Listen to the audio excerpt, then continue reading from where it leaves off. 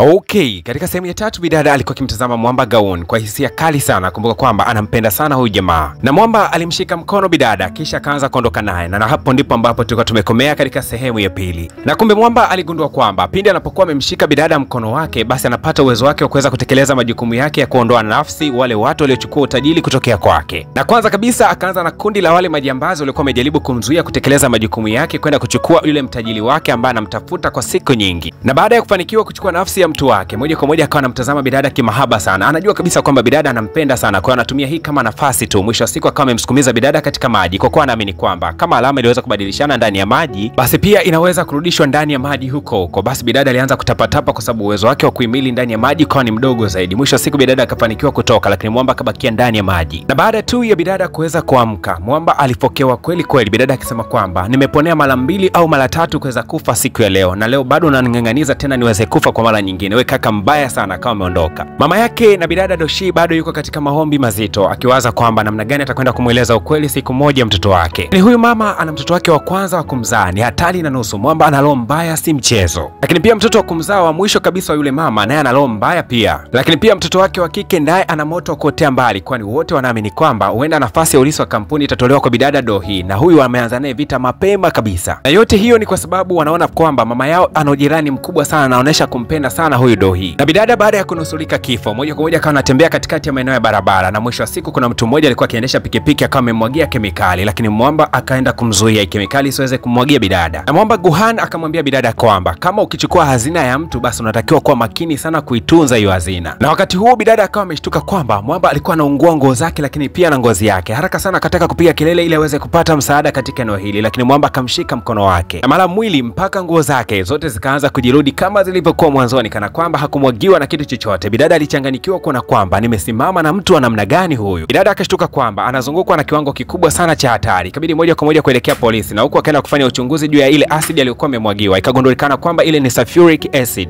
na mafando wakasema kwamba huenda maadui zake ndio wanamuinda, wanataka kumwangamiza. Bidada akaanza kujifikiria ni maadui gani alionao. Ni mwisho wa siku akawajibu polisi kwamba hana adui yeyote yule. Basi moja kwa moja akaomba kurudi nyumbani. Mwamba Guhan akawa anamuendesha bidada moja kwa moja kumrudisha nyumbani, lakini akamkumbusha kwamba anatakiwa kuwa makini sana kujilinda kwa sababu ana alama ile katika mkono wake. Bidada akasema aha, kumbe ndio maana unang'ang'ania sana, kumbe kwa sababu kuna hii alama katika mkono. Mimi nikajua umeanza kunipenda wewe kaka mshenzi kweli kweli yani. Kwa hiyo wewe unaponiona mimi ndio unanitegemea zaidi kwa sababu alama hii inafanya kazi pindi unapokuwa uko jirani na mimi Sasa mimi nataka uwe jirani yangu zaidi, nataka ni kwa ajili uwe kama bodyguard wangu. Mwamba akasema kuwa acha ujinga bana, mimi ni mtoto mdogo mwenye pesa nyingi, alafu ni mtu mkubwa sana, uwezi kujua kazi ya bodyguard mimi siwezi kuifanya kabisa katika maisha yangu yote, ukumbuke jambo hilo sawa. Bidada akasema sawa, basi ndafurahi sana siku nitakapokufa na mtu ambaye nampenda pia atakwenda kufa, kwa sababu najua kwamba alama hii nitakapokufa nayo basi nawe utakufa. Kwa haina shida bana, niko tayari mimi mwenyewe kuishi peke yangu bila bodyguard. Lakini nakukumbusha kwamba inawezekana kuna maadui wengi sana wanaonizingira, kwa sababu sina adui ninayemuhisi, huenda basi ni wengi wanaonizingira na mimi siwezi nikawafahamu. Ila kwa kuwa umeridhia kwamba aliwalo na liwe, basi poa tu, si hamna atakayepata hasara. Mimi nitakapokufa na utakufa, haina shida yote. Mwamba haya maneno yanamuingia sana akilini mwake. Mwisho wa siku akawa amemshusha bidada na kusema kwamba siwezi kuwa bodyguard wako. Lakini jambo la kuchekesha ni kwamba anamfuata bidada kila sehemu, ila hataki kuwa bodyguard wala kuitwa bodyguard. Hasa siku ya leo bidada alikuwa akitazama taarifa ya habari nyakati hizi za usiku, akashangaa kuona kwamba taarifa zinasema kwamba Cha Tae-jun alikutwa amefariki katika chumba chake alichokuwa amelala. Na Cha Tae-jun ndio yule mwanaume ambaye alikuwa amepangiwa kukutana na bidada siku ile ambapo bidada akamkosa Mwamba na kuelekea katika maeneo ya beach. Ikabidi mama mtu aweze kumpigia mtoto wake na kumuuliza kwamba nini ambacho kiliendelea kwa yule mwanaume ambaye nilipanga kukutanisha naye siku ya jana, kuna tatizo lolote? Nimeona kwamba eti ameweza kufariki katika taarifa za habari hapa. Lakini bidada Doi akasema kwamba mama, hakukuwa na tatizo lolote, siku ya jana tulikwenda kukutana, lakini kwa bahati mbaya yule mtu hakutokea kwa wakati. Mwisho wa siku mimi nikawa nimeelekea maeneo ya beach, baadaye ndo napata taarifa kwamba eti mtu yule ameweza kufariki. Na mama kuna kitu ni kama alishaanza kukielewa hivi. Moja kwa moja akamwagiza sekretari kwamba aende katika ofisi alikuwa anafanyia Cha Tae-jun na kisha akusanye kila document na ilete hapa. Sekretari alipokuwa amezileta zile document zote, alikuja kugundua kuna madudu mengi sana hapa ndani. Kuna kitu alianza kushtuka kwamba hakiko sawa. Mwamba Gauni huku akiwa na mashikaji zake bana, anazidi kupiga tu story, kumbe ajui kwamba kidole chake kilikuwa kinawaka. Kumbe jamaa akiwaga mbali na bidada kwa muda mrefu sana, mwili wake unaanzaga kuwaka. Haraka sana akampigia simu bidada Dohi na kumwambia kwamba kuanzia sasa hivi itakuwa bodyguard wako, kila sehemu utakapokuwa unaenda na mimi nitakuwepo, akijua kabisa kwamba akikaa mbali na bidada huenda atakuja kuwaka moto mwili mzima. Na lakini Mwamba akamsi bidada kwamba anaomba waelekee katika jengo fulani hivi, kisha akampeleka juu kabisa ya ghorofa. Na wakati huo bidada alikuwa akiogopa sana. Mwamba ghafla tu mkono wake ukaanza kutoka moto, akagundua kuna jambo fulani hivi, kisha akawa anaondoka eneo lile. Lakini wakati wanashuka katika lile ghorofa, ghorofa, kumbe ilikuwa ni jengo la hospitali. Moja kwa moja akashtukia kwamba kuna mwanamama mmoja alikuwa akihuzunika sana kwa sababu mtoto wake alikuwa akiaga maisha. Mwamba akaingia ndani ya chumba hicho cha wagonjwa mahututi akiwa ameambatana na bidada, kisha akamwambia yule mwanamke ambaye mtoto wake alikuwa amelala pale kitandani, akamwambia kwamba kama unataka mtoto wako awe hai basi unatakiwa kusaini mkataba. Utaishi miaka 10 tu hapa duniani lakini mtoto wako atakuwa hai. Mwanamama akamlaumu sana huyu jamaa, akamwambia kwamba kama unaweza kunisaidia sio unisaidie tu, sio kunipa masharti ya kijinga hayo. Lakini baadaye akaanza kuona kwamba mtoto wake mapigo yake ya moyo yakaanza kupotea. Mwisho wa siku mwanamama akakubali mkataba. Mwamba akapiga mikono na ghafla hali ya mtoto ikarejea na kuwa nzuri kabisa. Yaani mtoto kuanzia hapa atakuwa bomba kiasi ambacho hata kukimbia anaweza. Na Mwamba akafunguka wazi kabisa kwa kumwambia mwanamama kwamba mwisho wa siku utakuja kuingia jehanamu. Hata utakapokufa wewe ni moja kwa moja jehanamu kwa kuweza kumsaidia mwanao. Bidada Duhi akamwambia Mwamba Gaoni kwamba kwani usimpatie mama muda wa kuweza kufikiria. Mwamba akasema kwamba usiniingilie katika majukumu yangu, kaa kimya. Basi bidada akawa ametulia tuli. Na wakati wanatokea pale katika eneo la hospitali, bidada alionekana kuwa ni mwenye huzuni sana, hakutegemea kabisa kuyaona haya. Mwisho wa siku akamwambia jamaa kwamba inaonekana kwamba wewe unabadilishana maisha na watu. Lakini Mwamba akasema kwamba je, hujafurahia kuona kwamba nimeweza kumsaidia yule mtoto ambaye alikuwa anatakiwa kupoteza maisha? Lakini bidada akasema kwamba sifurahi kuwa na bodyguard shetani kama wewe. Akawa anaondoka pale. Lakini mama mtu akaja kufanya uchunguzi na mwisho wa siku alikuja kugundua ni nani ambaye anahusika katika matukio yale yote ya kumwagiza yule muuaji. Basi akawa amemuita huyo mtu na kumwambia kwamba lolote litakalokuja kutokea basi utawajibika. Na yule mtu akaonekana kumtii sana mama huyu, akawa ameondoka.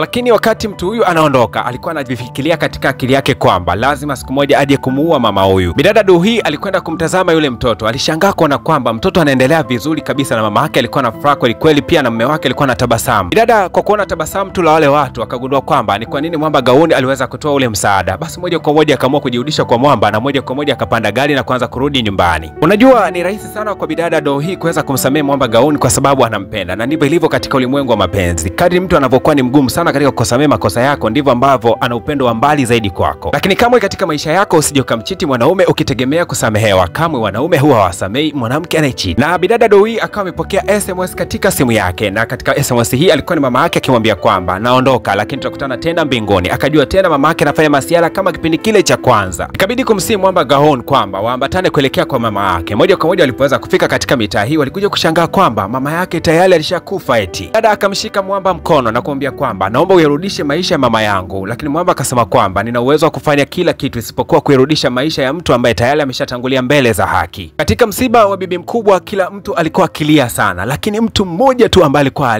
ni bidada Duhi. Kwa sababu gani sijui. Lakini si kitu cha mara ya kwanza kutokea katika maisha yake. Ni kwamba hata siku ambapo wazazi wake waliweza kupoteza maisha bidada hakuwa analia kabisa. Lakini huyu mama yake alikuwa amemwadopti, alikuja kumuuliza bidada ni kwa nini haulii. Lakini bidada akasema kwamba yote ni kwa sababu haya yaliweza kutokea ni makosa yangu. Ilikuwa ni siku ambayo si muhimu sana ya birthday kuwatoa wazazi wangu. Lakini mwanamama akamuuliza bidada kwamba kama ungekuwa ni Mungu, je, ungefanya maamuzi juu ya maisha na vifo vya watu? Lakini bidada akawa anampiga huyu mama kwa kuona kwamba anachokiongea mbona kama hakielewi. Wakati huo anampiga huyu mama akawa ameangusha miwani yake, na baada ya kuiangusha ile miwani ilionekana kwamba huyu mama ndo alikuwa amelia zaidi kuliko hata bidada. Kumbe machozi yake yalikuwa ndani kwa ndani na alikuwa na maumivu ya ndani. Yule Mwamba Jusok anayempendaga sana bidada basi akafika hapa na kuanza kumfariji huko akisema kwamba mama yetu kabla ya kuweza kufa alikuwa ameandaa kundi moja bila kuweza kusimamia mambo mengi sana, lakini bahati mbaya ile kundi limeweza kusimamishwa. Lakini dada mtu wa bidada Duhi alikuwa ametimba katika mitaa hii na kusema kwamba yani nyie mnapata na muda wa kupiga story kabisa wakati wengine wote wanaendelea kulia hapa msibani, mna maana gani? Labda kitu kingine, ujiepushe sana na huyu jamaa, wala usije ukajipendeza mpaka ukaanza kudate naye huyu mtu. Kamwe katika maisha yako usithubutu kufanya jambo hilo. Wewe ni damu ya mtoto wa nje na familia hii, haupo kabisa katika ukoo wetu. Kamwe katika maisha yako usije ukajipendeza kwa huyu jamaa akakutongoza mwisho wa siku ukamkubali ili uingie katika familia yetu uanze kuharibu mambo. Hatukutaki umndani. Bidada ndio alianza kuijua rangi ya ndugu zake wote ambao wakati mwingi walikuwa kimchekelea kipindi ambacho mama yake yuko hai. Sasa akaanza kugundua kwamba hawa watu kumbe walikuwa na bifu la ndani kwa ndani. Akitazama msibani namna mambo yanavyozidi kwenda, anakuta watu wanatabasamu na kuendelea kupiga vinywaji taratibu kana kwamba ilikuwa ni party na si msiba kabisa. Na akapata hasira sana, mwisho wa siku akawa anaondoka. Lakini kumbe alikuwa anapishana na yule muuaji ambaye alijifanya kama ni mlinzi katika msiba huu. Jamaa moja kwa moja alikuwa akielekea katika vyumba ambavyo vina control kamera zote za eneo hili. Na bidada Duhi alikuwa anaelekea moja kwa moja katika eneo fulani hivi ya bustani, na ghafla akawa amesikia harufu ya sigara. Akawa ameshtuka kidogo, lakini alipoingia huko ndani akagundua kwamba mdogo wake wa mwisho kabisa alikuwa akivuta sigara. Akamuuliza mdogo wake kwamba unapata wapi ujasiri katika msiba wa mama unaweza kuvuta sigara? Jamaa akasema kwamba alikuwa ni mama yangu na hata kama amefariki mimi nitakwenda kuwa mliso wa hii kampuni, kwa usiniingilie sana katika mambo yangu. Bidada Duhi akawa amemnyang'anya dogo anayefahamika kama Dojang ile sigara ambayo ilikuwa katika mdomo wake. Dogo alikasirika sana na kutaka kuanza kumdunda dada yake, lakini akawa amekumbuka kwamba hapa ni msibani. ndani. Lakini kumbe yule mwamba mlinzi alikuwa ameingia ndani kabisa katika chumba cha kamera. Lengo ni kuweza kufuta ushahidi wote unaoonyesha mauaji ya namna ambavyo yule mama aliweza kuuliwa. Baada ya msiba, familia nzima ikawa imekutanika, na hapa polisi walikuja na lengo ni kufanya maswali na kuweza kujua kwamba ni nani aliyeweza kuhusika ama nani ambaye anahisiwa katika mauaji ya mama mkubwa. Tukutane katika episode ya 4 itakwenda kutupa majibu. Je, ni nani ambaye anahusika katika mauaji haya na kisanga kitakuwaje katika familia hii, kwa sababu watu wote wanaonekana kwamba wanagombania madaraka, lakini pia kuna mtoto wa mama ambaye ni mkubwa kabisa. Huyo anaonekana ni hatari zaidi.